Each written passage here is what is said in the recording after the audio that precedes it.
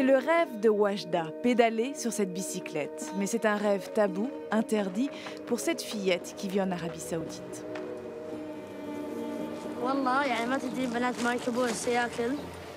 Ce long métrage a été entièrement tourné dans les faubourgs de Riyad, un véritable exploit pour celle qui l'a écrit et réalisé.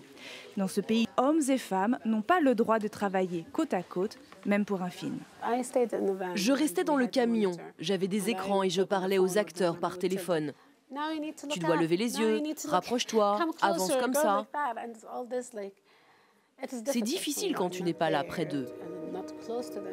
Un tournage éprouvant mais légal, une première dans ce royaume où le cinéma n'existe pas, où il est banni. Quand j'écrivais, je faisais très attention à ne pas écrire quelque chose d'offensant, qui ne respecte pas la culture. Je connais les limites de ce qui est possible en Arabie Saoudite.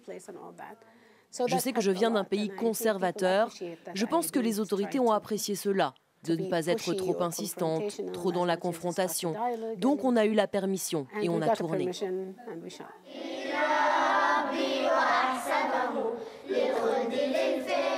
Wajda, c'est le dévoilement du monde intime des femmes, c'est la dénonciation subtile des règles qui les étouffent, mais c'est aussi beaucoup d'espoir. Les femmes hésitent à s'engager dans le changement. Certaines résistent.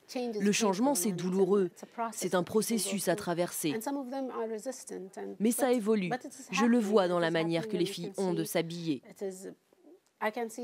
Quand j'étais petite, l'abaya était noire, sans fioriture. Aujourd'hui, il y a des broderies. L'expression personnelle se développe. De nouveaux droits ont aussi été accordés aux Saoudiennes, celui de voter au municipal, de participer au débat politique, mais pas encore celui de conduire sa propre voiture. Sans doute le futur combat de la jeune génération qui pourra très bientôt découvrir l'histoire de Wajda. La télévision saoudienne a promis de diffuser le film.